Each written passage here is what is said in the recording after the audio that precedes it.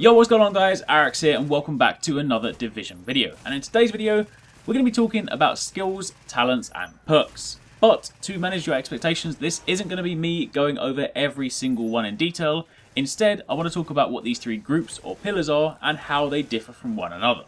If you want to see all of them in depth, then just hang tight for a little bit longer. Part of my embargo restrictions request that I don't delve into every single one of these in detail right now, so I'm simply going to delay that video till say next week when we're a little bit closer to the beta. In the meantime, if you do enjoy this video, then it would be super appreciated if you could drop a like, and also let me know down below if there's something you're still dying to know that I haven't yet covered. Now, when you open up the menu and you head over to the abilities page, you'll be greeted by this screen. The first page is skills, the second is talents, and the last is perks. And all three of these groups fall within the three main pillars or branches in the division: medical, tech and security. But what do they all do? Well, skills are the ones you'll be most familiar with. These are player triggered abilities that are equipped and can be used in combat whenever you please, provided of course your skill isn't recharging. You can equip 2 base skills, that's the top 3 in each column, and 1 signature skill. Those are the last ones with the coloured outline representing the corresponding branch.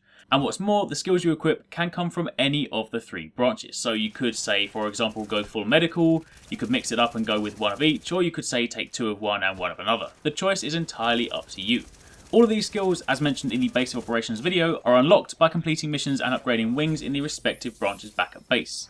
Skills can also be modified with a range of different mods, again unlocked through base upgrades. Some example mods are, say, the ability to turn the turret into either a flamethrower with the Dragon Breath mod, or an electric turret with the Zapper mod. Alternatively, you have, say, the Recharger mod for the Smart Cover, which allows your allies to slowly regenerate health whilst covering behind that particular piece of cover. And one of my personal favourites is the Tactical Scanner mod for the Pulse skill. This gives you a damage increase when attacking hostile targets that are identified by the pulse. So I typically take this with me into the Dark Zone and scan enemies or players before I engage them so that I can gain a damage boost.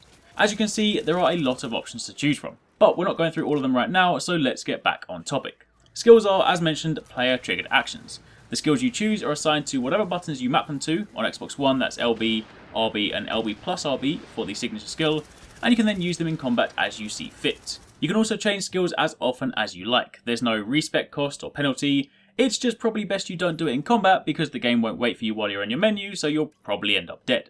Talents, on the other hand, are different. Talents are passive abilities that are triggered by very specific player actions. For example, a particularly useful support talent is Combat Medic, where if you use a medkit whilst near your allies, you can heal group members and proxies within 20 meters by 40%. So it's a good way to get the most out of your medkits. Alternatively, on the other end of the spectrum, down the security tree, you have One is None, where if you headshot a hostile, you have a 50% chance to not consume a bullet, which is pretty useful if, like me, you tend to use marksman rifles with like a zoom scope and you tend to sort of headshot those enemies.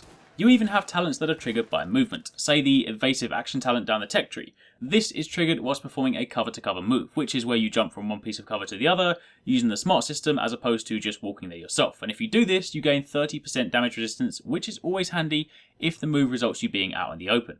Again, you get the idea. These talents are not manually triggered, but are instead activated once certain conditions have been met. Much like skills, however, these also need to be equipped. You can equip 4 of them, and these can again be changed as frequently as you like, but you still have to choose, so choose wisely.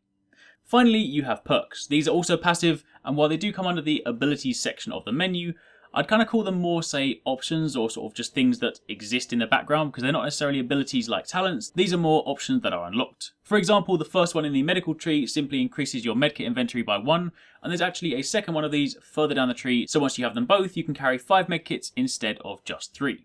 Alternatively, down the tech tree, you have some pretty handy resource gathering perks like Engineer and Craftsman, where you'll actually collect tools or electronics in the tech wing once per hour, which is pretty handy if you want to passively build up your crafting resources. You could then just play all day, go back and find you've got a stash of resources which you could then go and use to craft some items. Alternatively, down the security tree, one of the early skills that'll be super useful for those of you looking to hit max level as fast as possible, Experienced Agent increases your XP gained from all activities by 10%. So if you're trying to take the golden line through the game, then you'll likely want to prioritise a few security missions early on to grab that XP gain before doing everything else. And that is pretty much it. So as a quick recap, skills are player controlled abilities that can be used at any time, provided they're not on cooldown, and you can have 3 of them equipped at any one time. 2 base, 1 signature. Talents, on the other hand, are abilities that are triggered when certain conditions have been met, and you can equip 4 of these in total. and perks are unlocked as you go and act as passive abilities or options that tap into the various aspects of your agents. Perks, unlike the others, are all active once you unlock them, so you don't have to equip them, nor do you have to pick and choose your favourite. There are 40 in total, and once you have them all, you're pretty much at your peak. Unless of course you factor in gear, but that is a whole other topic for a completely different video. And that, my friends, brings me nicely to the end of this one.